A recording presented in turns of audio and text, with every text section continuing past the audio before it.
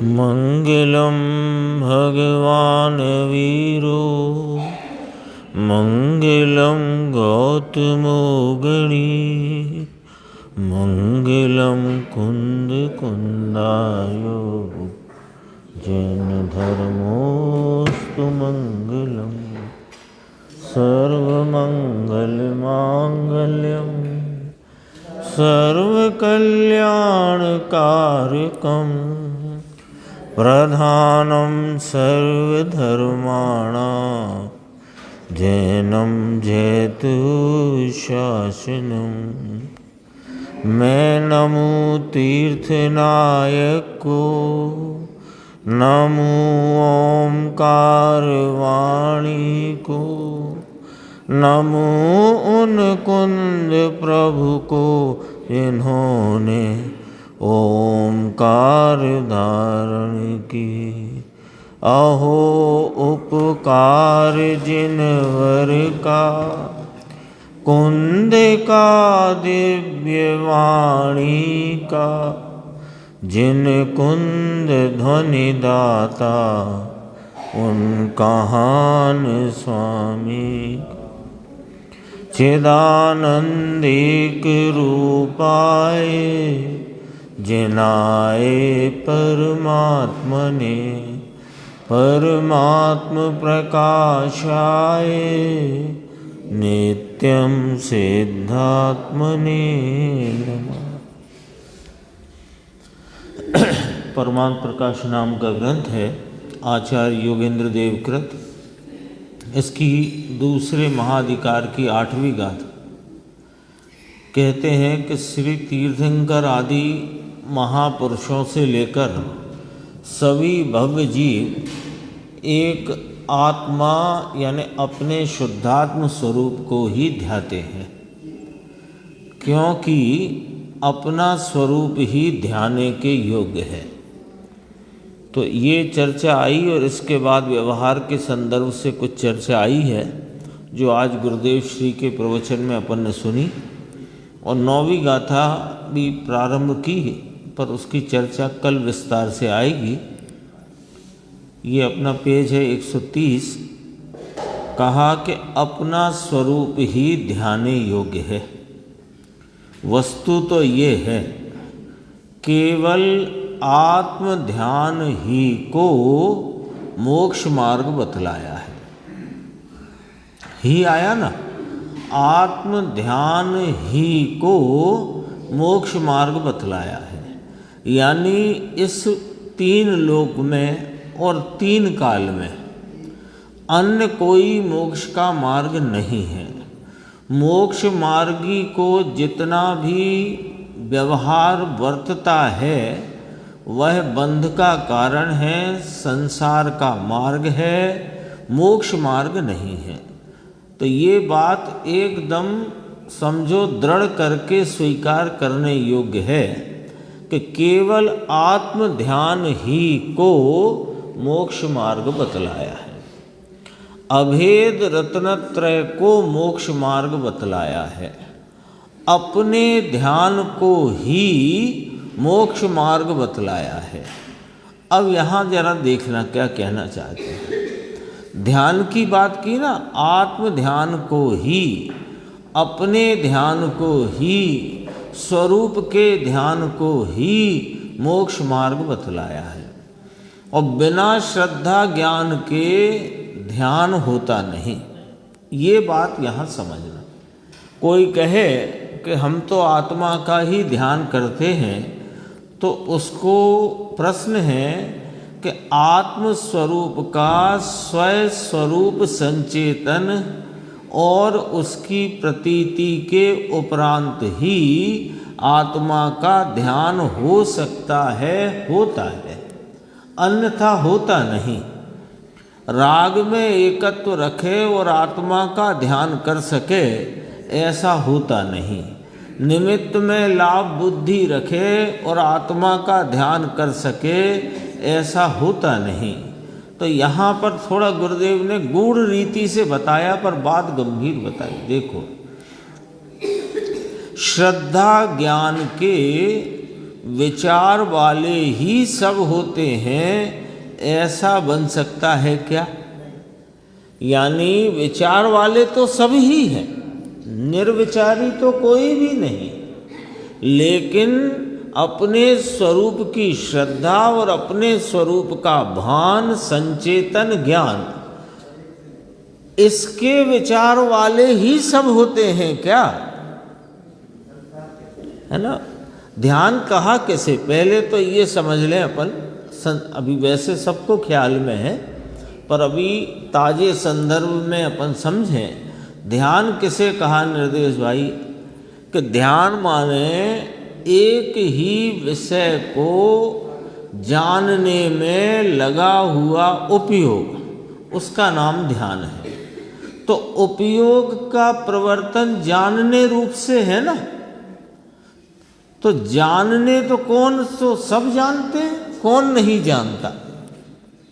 कौन नहीं जानता? इस तीन लोक में, पूरे ब्रह्मांड में जितने जीव पदार्थ हैं, सब जानते हैं, कौन नहीं जानता? लेकिन अपने श्रद्धा ज्ञान के बिना जानना वास्तव में जानना ही नहीं है।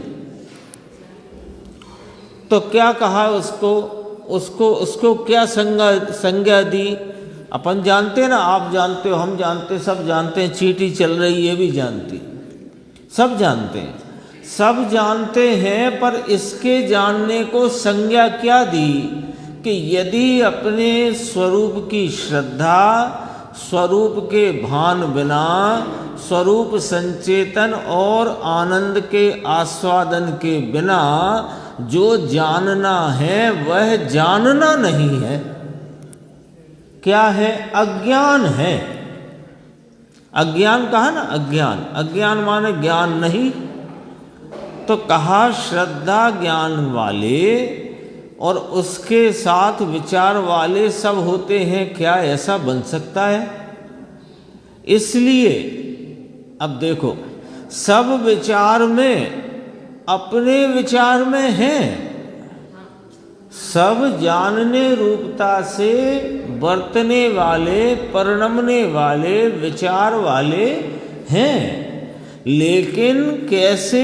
जैसा अपना अभिप्राय है विपरीत। सम्यक श्रद्धा ज्ञान बिना वाले तो जैसा अपना अभिप्राय है विपरीत, तत्प्रमाण सब अभिप्राय वाले हों, ऐसा कैसे बने?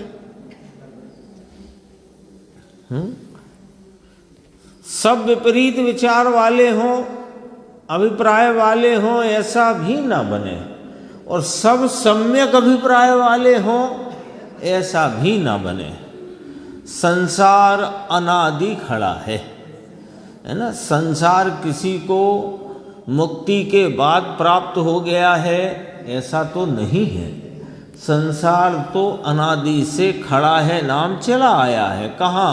एक एक समय की उत्पाद व्यय वाली परिणति की धारा में। आश्रव बंद तत्व के आदर करने वाले अनादि रहने वाले हैं। अनादि से ये जीव, अरे ऋषभदेव भगवान हो कि महावीर भगवान हो कि सीमंदर स्वामी हो, ये भी पहले इस आश्रव बंद तत्व के आदर करने वाले थे। आश्रम नाम रागादि, मोह राग द्वेष, और बंद माने उसमें रुकने का भाव, इसी का आदर करते थे ये सब महापुरुष, जो अभी अरिहंत सिद्ध अवस्था में हैं। वे भी जो साधक भाव में आचार्य उपाध्याय मुनिराज हैं, वे भी जो ज्ञानी धर्मात्मा सम्यक दृष्टि हैं, वे भी अनादि से इस आश्रम बंद तत्व का आदर करने वाले रहे हैं, माने थे। तभी तो 9 तत्व रहे हैं ना, वे भी रहे हैं। और जो मुक्त हो गए और अभी मुक्त हुए नहीं हैं, वे अभी आश्रम बंद तत्व का आदर करने वाले अज्ञानी भी हैं ना। तो ये जो 9 तत्व हैं, जीव, अजीव, पुण्य, पाप, आश्रव, संवर, निर्जरा, बंध, मोक्ष, ये 9 तत्व अनादि अनंत है। कोई समय ऐसा हो नहीं सकता कि आश्रव बंद ना हो और उसके आदर करने वाले ना हो। कोई समय ऐसा नहीं हो सकता कि संवर निर्जरा रूपी मोक्ष मार्ग ना हो, और कोई समय ऐसा नहीं कि जहां मोक्ष तत्व ना हो। सातों तत्व 9 ही पदार्थ अनादि अनंत हैं। तो यहाँ क्या कहना है, पूरी बात गंभीर है ये। यहाँ कहना ये है कि अभिप्राय विपरीत वाले भी हैं, सच्चे अभिप्राय वाले भी हैं। सच्चे अभिप्राय को प्राप्त करके मोक्ष मार्ग में प्रवर्तित जीव भी हैं, और मोक्ष मार्ग की पूर्णता द्वारा पूर्ण फल को प्राप्त करने वाले जीव भी हैं। तो फिर इस सब पूरे कार्यक्रम में, पूरा कार्यक्रम दोबारा से, जीव माने जीव की एक समय की पर्याय, अजीव माने जीव की ज्ञान दशा में अजीव संबंधी भाव का ज्ञान, पुण्य पाप शुभ अशुभ भाव, उन्हीं का वे 2 ही आश्रव रूप राग देश के परिणाम, उसमें रुकने रूप बंध भाव, और आश्रव के रुकने रूप संवर भाव, और शुद्धता की वृद्धि का निर्जरा भाव, और शुद्धता की पूर्णता का मोक्ष भाव, सब है ना। तो ये सारे कार्यक्रम में इस संसार से छूटने का और पूर्णता रूपी मोक्ष की प्राप्ति का एक ही मार्ग 3 काल में है। वह है कि आत्म ध्यान ही को केवल मोक्ष मार्ग बतलाया है। सब है, सब है, और सबको ध्यान है। ध्यान माने जानना, लेकिन अपने अपने अभिप्राय अनुसार। जिनका सम्यक अभिप्राय है वे आत्म ध्यान करते हैं। पहले जगन्य साधक अवस्था में कम ध्यान है, फिर अधिक ध्यान है, फिर उग्र ध्यान है, और उग्र ध्यान के पूर्वक फिर मोक्ष के फल की प्राप्ति है। ये इस गाथा का मूल भाव यहाँ तक अपनी चर्चा आई। अब इसमें जो टीका में व्यवहार का भी यहाँ वह मोक्ष मार्ग होता है ऐसा कहकर कथन किया है, वो अपन देखते हैं पेज नंबर 131। तात्पर्य यह है कि यद्यपि व्यवहार नय से प्रथम अवस्था में वीतराग सर्वज्ञ का स्वरूप, ये कौन है? परद्रव्य, उसके स्वरूप का विचार होता है, अथवा वीतराग के नाम मंत्र के अक्षर ओमकार आदि पंच नमस्कार मंत्र आदि, अथवा वीतराग के सेवक महामुनि वे ध्याने योग्य हैं। लो, अभी अपन क्या पढ़ के आए थे कि आत्म ध्यान ही एक मोक्ष मार्ग है।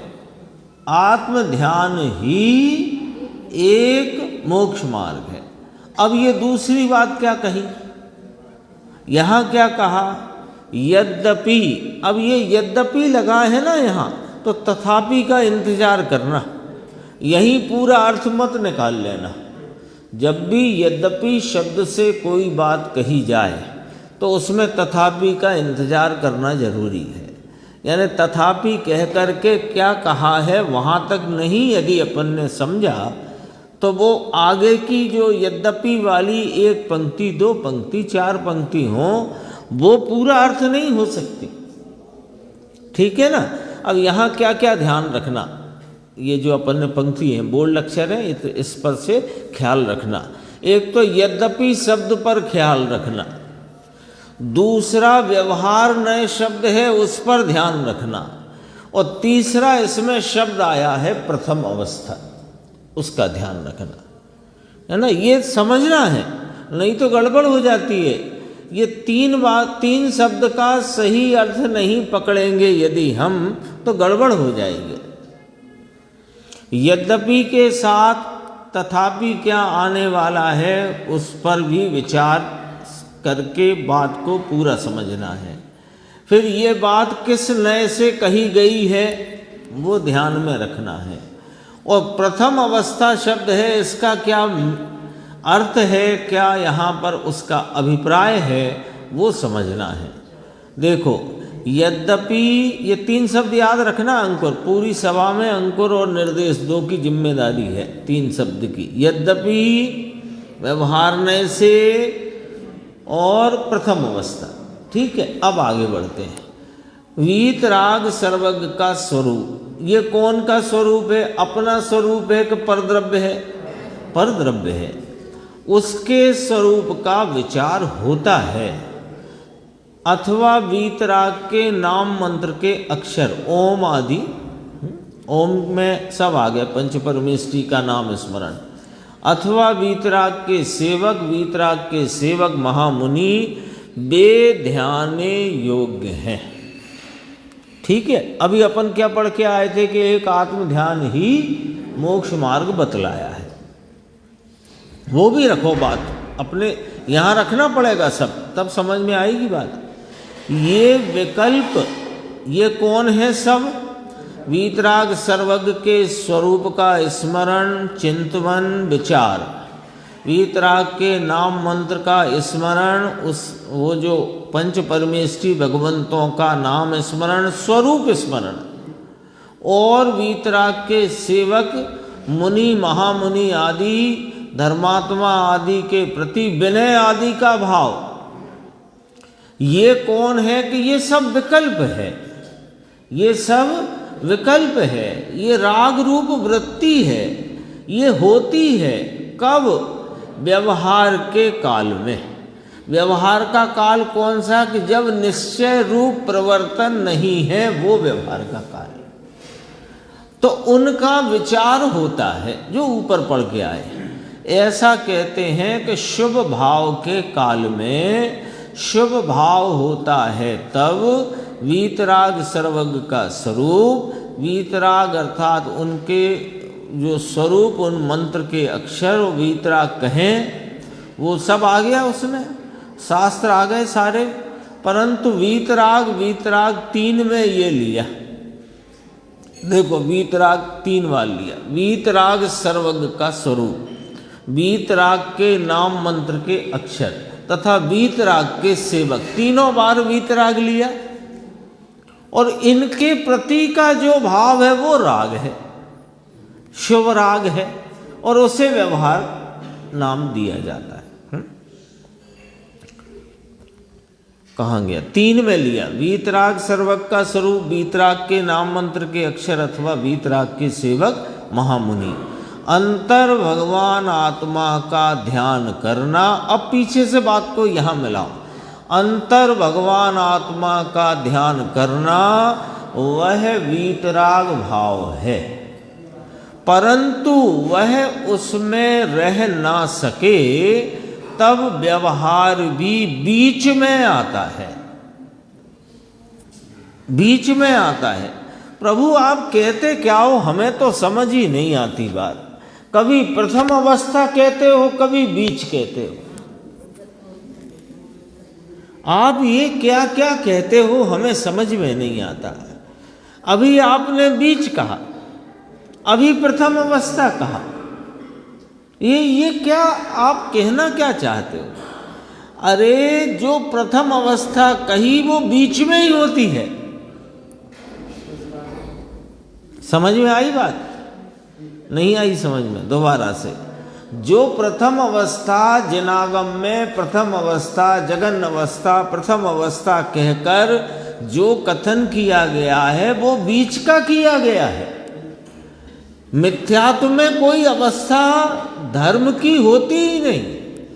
वो अधर्म की, संसार की और बंध की अवस्था है, उसका धर्म के रूप में कोई अर्थ ही नहीं है।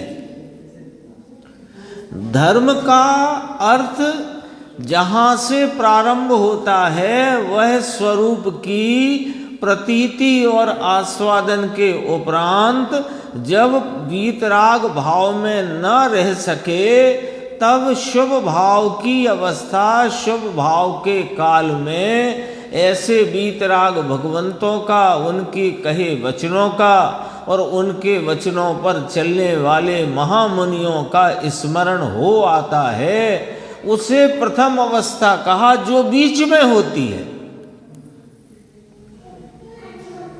यहां ये समझना बहुत जरूरी है, नहीं तो प्रथम अवस्था में हम अपने आप को मानकर बैठ जाएं कि हम प्रथम, इसमें लिखा, आचार्यों ने लिखा है प्रथम अवस्था में, है ना। आप ये जो 3 शब्द आए, 3 छोटे वाक्य हैं। वीतराग सर्वज्ञ का स्वरूप, वीतराग के नाम मंत्र के अक्षर, वीतराग के सेवक। यदि इसे अपन संक्षिप्त भाषा में कहें तो देव शास्त्र गुरु हो गए ना। तो देव शास्त्र गुरु का नाम स्मरण, देव शास्त्र गुरु की भक्ति, देव शास्त्र गुरु का विनय, देव शास्त्र गुरु का गुणानुवाद, वो तो प्रथम अवस्था में होता है, हमको करना चाहिए। तो ये तो गलत हो गया भाई, गलत हो गया। ये होता है प्रथम अवस्था वाले को। प्रथम अवस्था किसको होती है? बीच वाले को। और बीच किसको होता है? जिसको प्रारंभ हुआ है। और प्रारंभ किसको होता है? कि जिसको स्वरूप का भान हुआ है। और जिसको स्वरूप का भान हुआ है उसको स्वरूप का ध्यान होता है। और ध्यान ही मोक्ष मार्ग बतलाया है। और उस ध्यान की पूर्णता से मोक्ष रूपी फल की प्राप्ति होती है। और जब तक पूर्णता नहीं है तब तक इस प्रकार के विकल्प वे उत्पन्न होते हैं। ये वाली बात है। यानी बराबर समझना, कहाँ किसकी बात किस प्रकार से आचार्य परमात्मा कहते हैं। अपने अभिप्राय से मत घुस जाना कि देखो इसमें कहा है प्रथम अवस्था में तो देव गुरु शास्त्र की भक्ति, विनय, गुणानुवाद का परिणाम होता है, सो हम कर रहे हैं और करना चाहिए। देखो भैया, प्रमाद हटाओ, हैं? होता है। और जो अज्ञानी को होता है वो व्यवहार कहलाता नहीं, व्यवहाराभास होता है। होता है, क्यों होता है? कि कषाय की मंदता में होता है। और कषाय क्यों मंद होती है? कि जब तक कषाय और कषाय में एकत्व है तो कषाय एक धारा में नहीं चल सकती कि तीव्र ही तीव्र चले और मंद ही मंद चले। तो मंदता तीव्रता होगी कषाय में, तो मंदता होगी तो मंदता के निमित्तों के प्रति भी उसका उपयोग जाएगा। प्रथम अवस्था लाने के लिए स्वरूप का निर्णय करो, स्वरूप के निर्णय का अनुसरण करो, उसकी प्रतीति करो, उसका आस्वादन करो, बस शुरू हो गया, उद्घाटन हो गया। जैसे मोक्ष मार्ग बतलाया है उसका, और उसमें प्रवर्तन होते होते पूर्णता की प्राप्ति होती। तो पहला काम क्या? भगवान की भक्ति करना कि तत्व निर्णय करना? चलो, तत्व निर्णय करना पहला काम है। और भगवान की भक्ति होती है क्योंकि कषाय मंद तीव्र वर्तती है। देखो, जब कषाय मंद होना होगी तो वो कषाय मंद होगी, और मंद होगी तो सिनेमा में जाके तो नहीं होगी। जब कषाय मंद होगी अखबार पढ़ने में तो नहीं होगी, हैं? खाने पीने वाले मित्रों के साथ बैठकर तो नहीं होगी। तो वो कहाँ होगी? कि वीतरागी देव की शरण में, वीतरागी शास्त्रों के अध्ययन पठन पाठन में, और वीतराग के मार्ग पर चलने वाले सत्समागम में। तो उससे मुझे प्राप्ति हो जाएगी कि ना? किसने कहा? उससे प्राप्ति नहीं होने वाली। वे ये बताएंगे कि हमने प्राप्ति कैसे करी, और तुम उस जैसा वे बताएंगे वैसे तुम यदि प्रवर्तोगे तो प्राप्ति होगी, उनसे प्राप्ति नहीं होगी, उनकी भक्ति से प्राप्ति नहीं होगी, उनके गुणानुवाद से प्राप्ति नहीं होगी। उन्होंने जिस मार्ग का अनुसरण किया है उस मार्ग पर चलने से प्राप्ति होगी। ये जो प्रकरण जहां जहां जिन जिन ग्रंथों में जिन जिन अधिकार में व्यवहार मोक्ष मार्ग का प्रतिपादन आया है, वहां एकदम सावधान होकर समझने की जरूरत है। क्यों सावधान होकर समझना? जब वो मोक्ष मार्ग ही नहीं है, फिर भी वहां कहा गया और तुम मानते हो, इसलिए सावधान रहना है। नहीं, और कहा गया है और ये अज्ञानी मान रहा है, इसलिए सावधान होकर समझना। क्योंकि अभिप्राय में तो यही बैठा है कि इससे होता है, करते करते हो जाएगा। और वही बात यदि शास्त्र में लिखी मिल जाए तो बल्लियों दिल उछल जाता है। देखो, हम तो पहले ही कहते थे। कितना ही कह लो निश्चय की बात, व्यवहार तो कहना ही पड़ता है, क्योंकि उसके बिना थोड़ी होता है। यही अपने गड्ढे को स्वयं खोदा और गिर पड़ा, स्वयं गड्ढा खोद के गिरता है। देखो अभी आगे क्या बात है, बहुत गजब की बात है। समय कम रहता है, गुरुदेव की चर्चा बहुत गंभीर आती है। देखो, अंतर भगवान आत्मा का ध्यान करना वह वीतराग भाव है, परंतु वह उसमें रह नहीं सके तब व्यवहार भी बीच में आता है। कहा ना प्रथम अवस्था में, परंतु उस प्रथम अवस्था में भी उन वीतराग सर्वज्ञ का स्वरूप ऐसा, और वीतराग के नाम मंत्र के अक्षर अथवा वीतराग के सेवक महामुनि ध्याने योग्य हैं, ऐसे विकल्प व्यवहार में होते हैं। अंदर में जब ध्यान में स्थिर ना हो सके तब ऐसा भाव होता है तो वह बंध का कारण। मोक्ष मार्ग तो वही बतलाया है, मात्र आत्म ध्यान को ही मोक्ष मार्ग बतलाया है। आगे देखो, अगला पेज 132। तो भी देखो इसको यहां से, अब वो तो भी कौन सा है? ये यद्यपि याद कराया था ना अभी। ये तो व्यवहार ने की व्याख्या करी, प्रथम अवस्था की व्याख्या आ गई। 3 शब्द अपन ने ख्याल में लिए थे।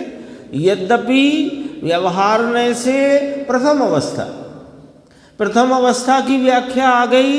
प्रथम अवस्था कब प्रारंभ होती है? बीच में। बीच कब कहलाता है? प्रारंभ के बाद।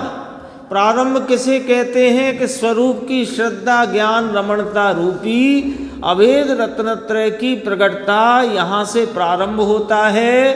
अब जो प्रारंभ हुआ है इसे प्रथम अवस्था कहा। 2 बातें हो गई।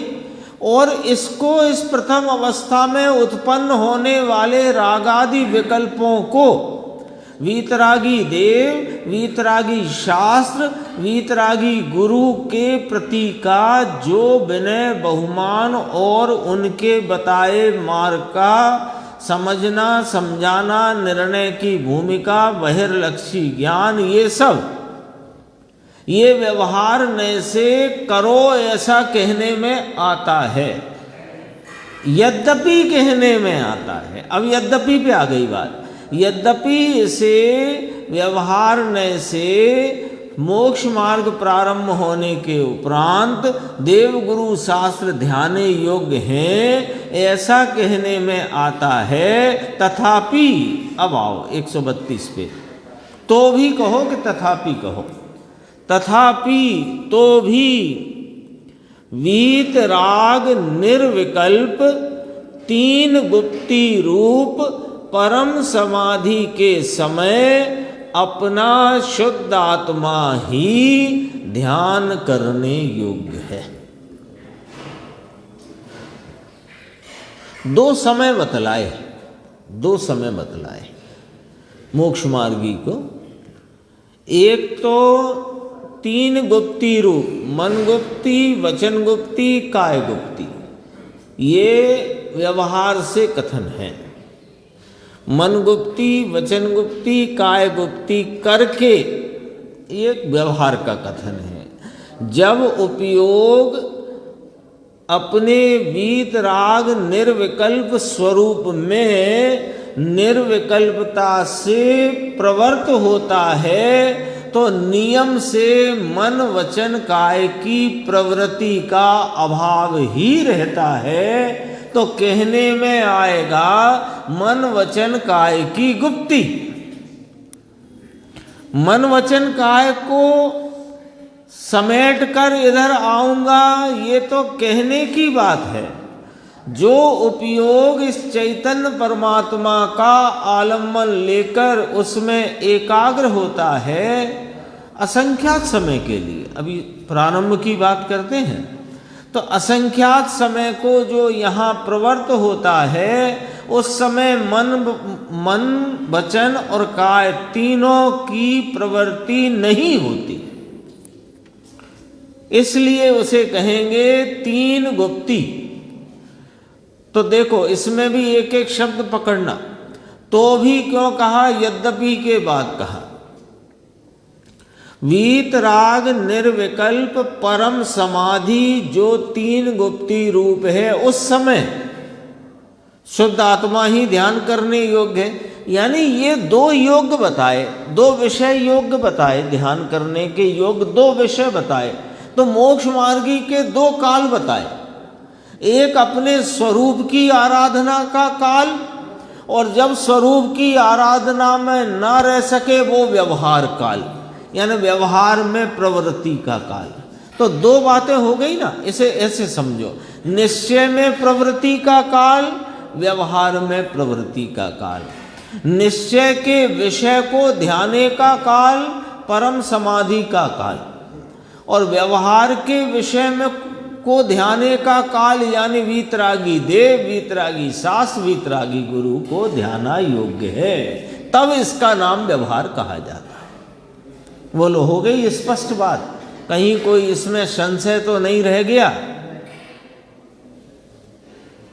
वीतरागी देव शास्त्र गुरु की आराधना भक्ति, उनके कहे गए उपदेश का चिंतन स्मरण, उसका मंथन विचार और उनका सत्समागम, ये कब करने योग्य है? कि जब अपने में ना रह सके तो करने योग्य है। लो ये स्पष्ट लिखा है इसमें। परमानंद प्रकाश है ना, 1406वीं शताब्दी के योगेंद्र देव 6वीं शताब्दी में हुए, 1400-1500 वर्ष पुराना ग्रंथ, प्रभाकर भट्ट को संबोधन करके ऐसा कोई सरस अध्यात्म का ग्रंथ लिखा है। इसकी प्रस्तावना में लिखा है कि इसमें कुंद कुंद आचार्य के समय सार आदि ग्रंथों की छाप पड़ी हुई। क्या समझ में आया निर्देश भाई आज इतनी चर्चा में? राकेश भाई क्या बात आई है कि ज्ञानी के हम देखते हैं कि वे आत्मा को ध्याते हैं, तब तो उनका नाम ज्ञानी है। यदि आत्मा की प्रतीति नहीं, आत्मा का संचेतन नहीं, आत्मा को ध्याते नहीं, तो काय के ज्ञानी? तो ज्ञानी दो कार्य करते हैं, दो कार्य करते नाम दो कार्य करते दिखाई देते हैं।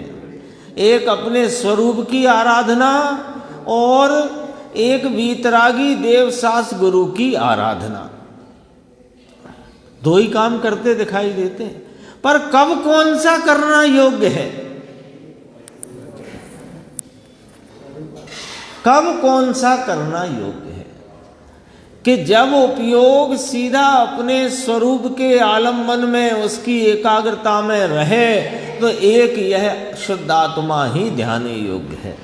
और जब इसमें रह ना सके तो वीतरागी देवशास गुरु ध्याने के योग्य हैं। ऐसा व्यवहार न से प्रथम अवस्था में बीच में ऐसा राग आता है, उसे व्यवहार से ध्याने योग्य है, इतना कहने में आया है। व्यवहार से ध्याने योग्य है और निश्चय से ध्याने योग्य का अंतर बताइए। व्यवहार से ध्याने योग्य है और निश्चय से ध्याने योग्य है, दोनों के विषय बताइए और दोनों का अंतर बताइए। निश्चय से अपना शुद्ध आत्मा ही ध्याने योग्य है, व्यवहार से वीतरागी देवशास गुरु ध्याने योग्य है, ये विषय हुआ। अब इन दोनों में एक एक नय लगा है, निश्चय और व्यवहार। निश्चय कहता है कि यथार्थतया शुद्ध आत्मा ही ध्याने योग्य है, और व्यवहार कहता है कि ये ध्याने योग्य है नहीं, पर कहने में आए हैं। ख्याल में आ गई बात?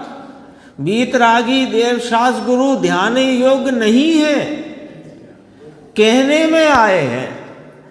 ऐसा आपने कहां से अर्थ निकाला? अरे व्यवहार ने कह रहा है ना, इसमें लिखा है, देख लो। व्यवहार ने का लक्षण क्या, व्यवहार ने की व्यवस्था क्या? व्यवहार ने की व्यवस्था है कि जो है नहीं वो कहे। कर्मों से विकार होता है, ये व्यवहार ने का वचन है।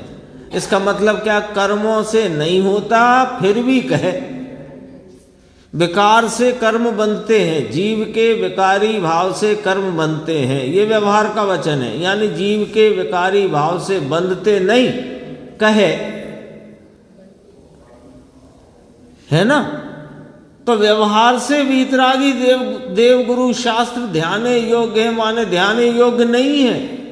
कौन ने कहा? कि आचार्य कुंद ने। कहाँ कहा? कि मोक्ष पावड़ में। कौन सी गाथा? कि 16वीं गाथा, पर दब्बाओ दुख गई। ये कहाँ से बात निकालते हैं गुरुदेव? देखो, अपन भी उसको ध्यान से देखें ना, अपने जल्दी थोड़ी है, आराम आराम से समझना है, निर्णय करके समझना है। सुनने के लिए नहीं सुनना है, निर्णय के लिए सुनना है। और एक दिन अपना एक बोल आया था कि मैं शुद्ध ज्ञानानंद स्वरूप चैतन्य आत्मा हूं, ये स्थापित करके सुनना है। मैं सुनने वाला हूं, ये स्थापित करके नहीं सुनना है। सुनने से पुण्य बनता है, ऐसा कई बार आता है, कहते भी हैं, है ना? यद्यपि व्यवहार से ऐसा कहते हैं कि स्वाध्याय में जितना पुण्य बनता है उतना अन्य धर्म कार्यों में, माने पुण्य कार्यों में वो पुण्य नहीं बनता है। तो भी उसे बांधने मत सुनना भैया, पुण्य बांधने मत सुनना।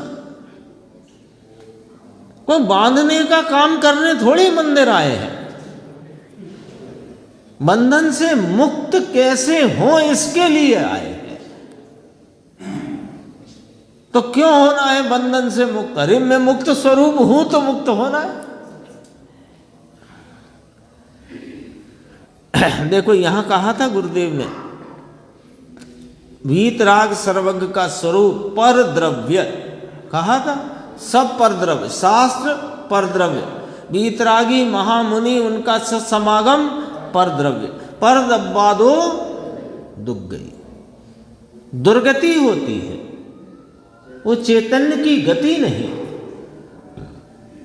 चैतन्य की गति कैसी होना चाहिए? ज्ञान आनंद रूप, अपने ज्ञान के आस्वादन रूप और आनंद रूप होनी चाहिए। देखो अभी अपन ने यहां तक पढ़ी बात, पंच महाव्रत का विकल्प आए सही आता है ये गुजराती पढ़ता हूँ, हिंदी में ऐसा लगता है। पंच महाव्रतनो विकल्प आव्यो आवू खरु। पंच महामुनि का वीतराग के मंत्र ओम शांति ओम शांति ओम शांति, वह सब विकल्प होता है अंतर में जाने से पहले। कौन को दृष्टि तो हुई है,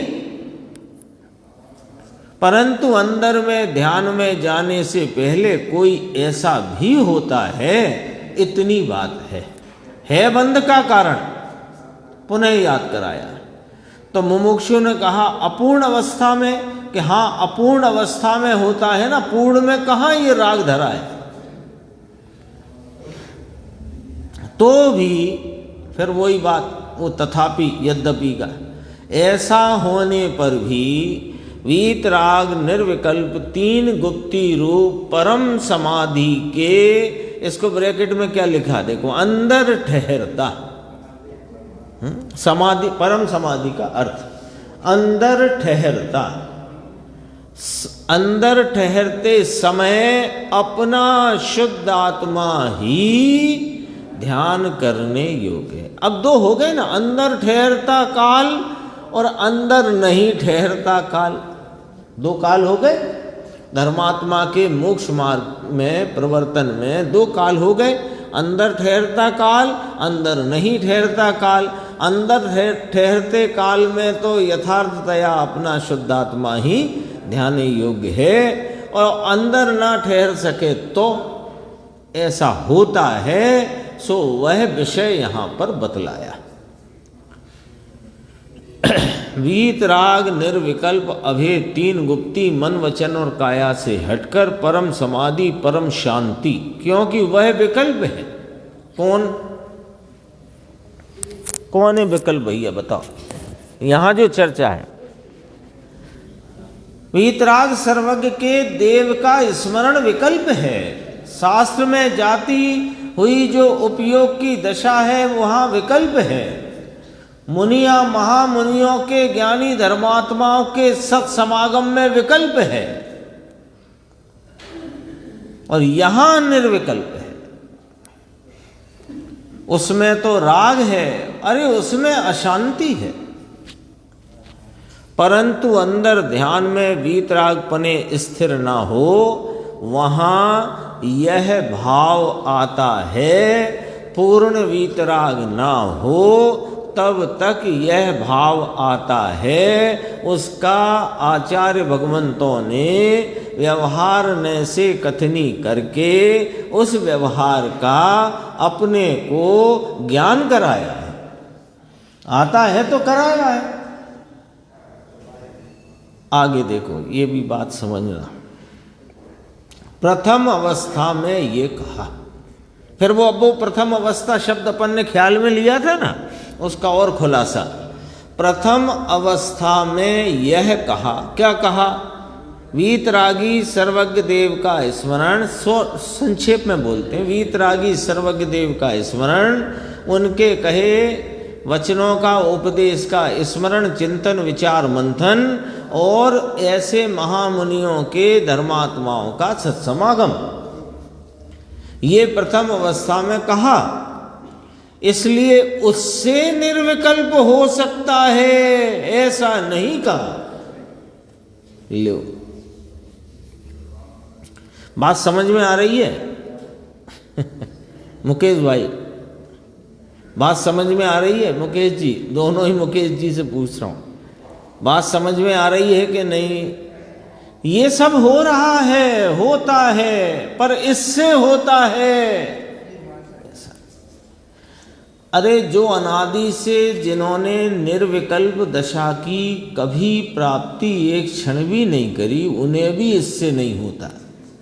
और जिन्होंने निर्विकल्प अवस्था अपनी परिणति में प्रकट तो की है, और वे जब अंदर में नहीं ठहर सके तो विकल्प दशा में बरतते हैं, तो भी उस विकल्प से निर्विकल्प हो जाएंगे, ऐसा नहीं।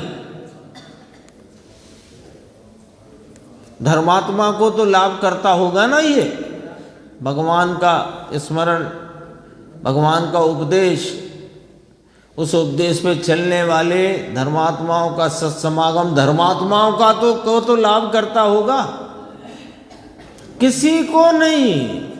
पर दब्बा दो दुख गई।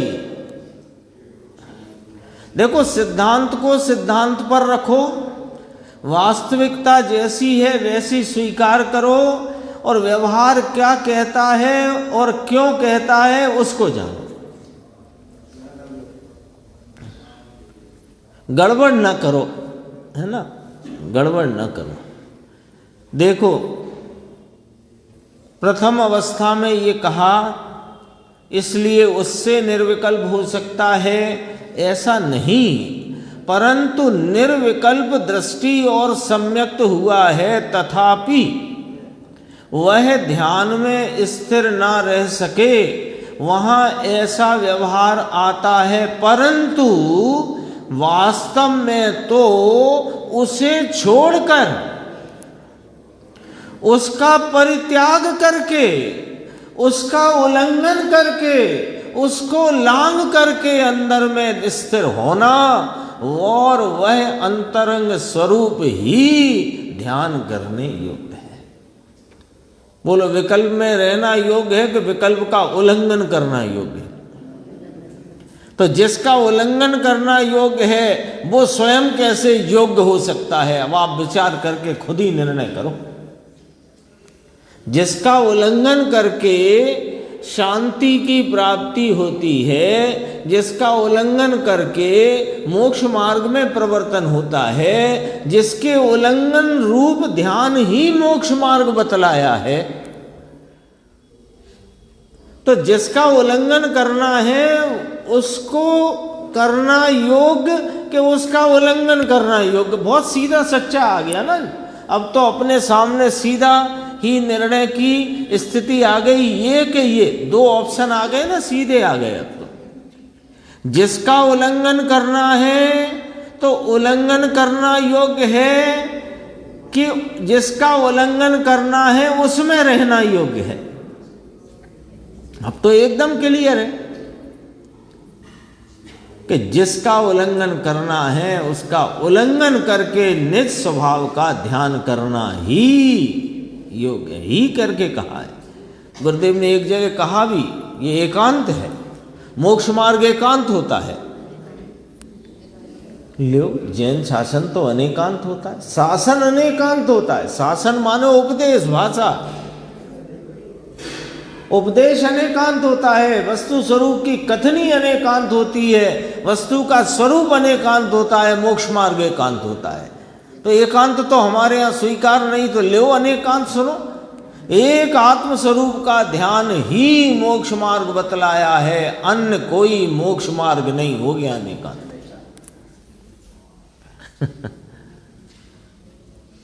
परंतु वास्तव में तो उसे छोड़कर अंतर में स्थिर होना वह ध्यान करने योग्य है। और देखो, पेज आ गया 133।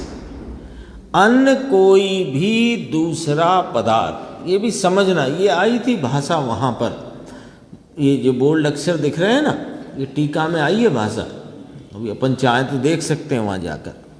अन्य कोई भी दूसरा पदार्थ पूर्ण अवस्था में ध्याने योग्य नहीं है।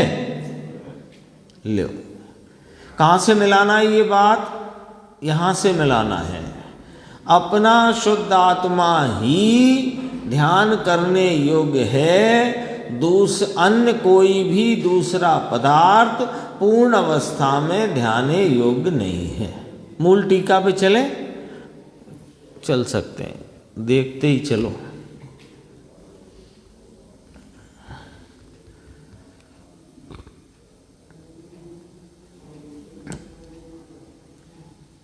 लो,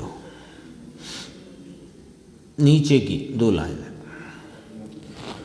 तो भी है ना, तथापि यहाँ से वीतराग निर्विकल्प तीन गुप्ती रूप परम समाधि के समय अपना शुद्ध आत्मा ही ध्यान करने योग्य है, अन्य कोई भी दूसरा पदार्थ पूर्ण अवस्था में ध्याने योग्य नहीं है। ले, पूर्ण अवस्था केवल ज्ञान नहीं, रुको भाई, पूर्ण अवस्था का अर्थ केवल ज्ञान नहीं है यहाँ पर यशवंत भाई।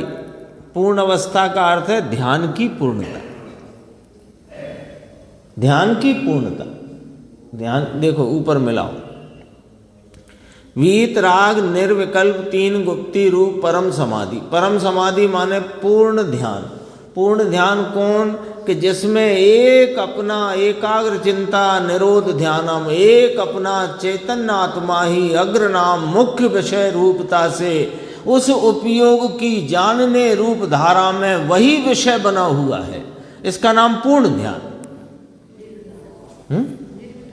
निर्विकल्प, निर्विकल्प परम समाधि पूर्ण ध्यान। पूर्ण ध्यान या पूर्ण शब्द है ना। दूसरा पदार्थ पूर्ण अवस्था में। पूर्ण अवस्था माने ध्यान की पूर्णता, ध्यान का पूर्ण भाव। मुनिराज को, मुनिराज है ना, तो ध्यान के पूर्ण भाव में एक अपना शुद्ध आत्मा ही ध्यान करने के योग्य है, दूसरा कोई भी पदार्थ ध्यान करने के योग्य नहीं है ना। देखो मुनिराज हैं, समव शरण में बैठे हों और भगवान की वहाँ पर हों, और भगवान की जब अंतरंग में उनका उपयोग नहीं है तब तो भगवान की दिव्य ध्वनि सुनने में, उनके उपदेश सुनने में उपयोग जाता है। लेकिन जब अपने तीन गुप्ती पूर्वक परम समाधि में आए तो फिर वहाँ वे तीर्थंकर विराजते हैं, उनका ध्यान करना योग्य नहीं है, ये कहना है। संस्कृत में भी देख लो, कहीं भी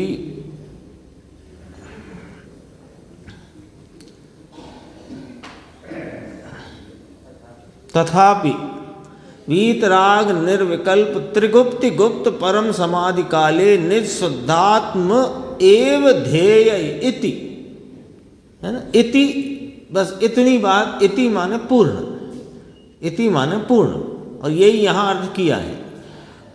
अपना शुद्ध आत्मा ही ध्यान करने योग्य है, अन्य कोई भी दूसरा पदार्थ पूर्ण अवस्था में, ध्यान की उग्र पूर्ण अवस्था में ध्याने योग्य नहीं है। ये मैंने अर्थ नहीं किया, आप देख लो, अभी गुरुदेव श्री का ही दिखाएंगे।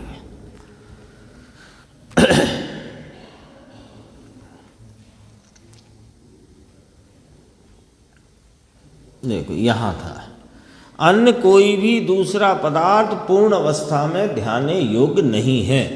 अंतर में ध्यान काल में दूसरी चीज ध्यान करने योग्य है नहीं। तो मुमुक्षु का पूर्ण अवस्था तो केवल ज्ञान होगा तब होगी कि नहीं, नहीं, अंतर में ध्यान काल में, पूर्ण में, ध्यान काल में ध्यान की पूर्णता, पूर्ण में स्थिरता काल में वह ध्यान पूर्ण हो गया है। वहां अंदर उसमें कोई दूसरी चीज आराधने योग्य नहीं। अरे तीर्थंकर परमात्मा विराजते, विराजने दो। अन्न शुद्ध केवली केवली विराजते हैं, विराजने दो। दिव्य ध्वनि खिर रही है, खिरने दो। बोलो, गणधर परमात्मा है ना, गणधर परमात्मा आचार्य परमेष्ठी हैं वे, और एक मिनट में अनेकों बार अपने स्वरूप का सेवन करते हैं शुद्ध उपयोग रूपता से। सातवें गुणस्थान में आते हैं कि नहीं आते? दिव्य ध्वनि खिर रही है और बेस्वरूप में गुप्त हो जाते हैं, फिर वहां से छूटते हैं, फिर इधर को विकल्प जाता है। बोलो, ये तो ठीक नहीं है महावीर भाई। भगवान की तीन लोक के नाथ की दिव्य ध्वनि खिल रही है और तुम उसका लक्ष्य छोड़कर अपने में चले गए। अरे ये ही ध्यान योग्य है, ये तो हमारी कमजोरी है। वो गणधर परमात्मा कहते हैं ये तो हमारी कमजोरी है जो यहां से छूट के वहां जाते हैं। तुम जगत के जीव हिसाब लगा रहे हो कि वहां से छूट के अपने में चले गए, ये कोई ठीक है क्या? 3 लोक के नाथ की दिव्य ध्वनि खिरती है और उसे छोड़कर तुम अपने में गुप्त हो गए। तो वे कहते हैं तुम बात को नहीं समझते, यही गुप्त रहना योग्य है, नहीं रह पाते तो वहां चले जाते हैं। हिसाब ही उल्टा है। उल्टा क्यों है? क्योंकि मुक्ति का मार्ग संसार से तो उल्टा ही होगा ना, अलौकिक है ना, तो लौकिकता से तो विपरीत ही होगा। आगे और देखो ज्ञानार्णव की बात भी, क्योंकि इसका भी बहुत लोग ध्यान के संबंध में बहुत इसका उदाहरण देते हैं, संदर्भ लेते हैं, समझ लो इसे भी। अन्य कोई भी दूसरा पदार्थ, यही चल रहा था ना प्रकरण, अन्य कोई भी दूसरा पदार्थ निर्विकल्प ध्यान के काल में ध्याने योग्य नहीं है। ज्ञानार्णव में ऐसा लिया है, ज्ञानार्णव शास्त्र है ना, उसमें बहुत ध्यान की बात ली है। भगवान का ऐसा ध्यान करना, कमल में भगवान विराजते हैं, ओम ध्वनि करते हैं, अरे ये तो अशुभ विकल्प टालने के लिए शुभ विकल्प की स्थिति में वह होता है, परंतु वह जो अंतर में जाए, अंतर में जब उपयोग जाए तब उसे उसकी आवश्यकता नहीं है। भगवान कमल पर विराजते हैं और दिव्य ध्वनि खिरती है और ऐसा उनका रूप है और ऐसी उनकी जगत के प्रति करुणा है, ये याद करने का काम नहीं है। उसके कारण अंतर में जा सकता है, ऐसा भी नहीं है। तो ध्यान के लिए ज्ञानार्णव में तो लिखा है ऐसा कि ध्यान करने के लिए ऐसा ऐसा ध्यान करना। अरे वह तो जो अभी अशुभ भाव वर्तता है अथवा कषाय अभी उतनी मंद नहीं है, तो तीव्र कषाय को टालने और कषाय की मंदता के लिए ये आलम्बन बताए, लेकिन इनके आलम्बन से इसका आलम्बन होगा ऐसा नहीं है। आता अवश्य है, व्यवहार होता है, समझ में आया? जैसे निमित्त होता अवश्य है, प्रत्येक चीज की पर्याय के काल में निमित्त होता है, परंतु निमित्त उसे करता नहीं और निमित्त कहना, ये निमित्त उपादान की व्यवस्था है। इसके लिए नीचे 2 पंक्ति में बात कही, बहुत अच्छा दृष्टांत है, इसलिए कहता हूँ। कटोरी में घी है तो घी में वह कटोरी निमित्त है, परंतु उसके आधार के लिए निमित्त नहीं है।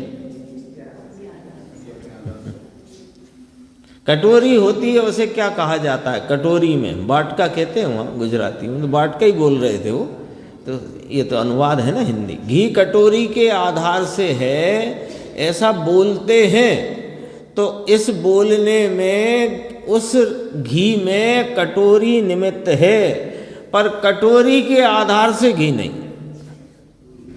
क्योंकि घी भी उद्गल परमाणुओं का समूह है और प्रत्येक परमाणु में अपना आधार गुण है, वो अपने आधार से है। तो ऐसे ही प्रत्येक द्रव्य में परिणमन स्वभाव अपना है, वहाँ दूसरे निमित्त से उसका परिणमन हो ऐसी जरूरत नहीं है। शेष चर्चा आएगी 9वें गाथा की, अपन कल प्रारंभ करेंगे।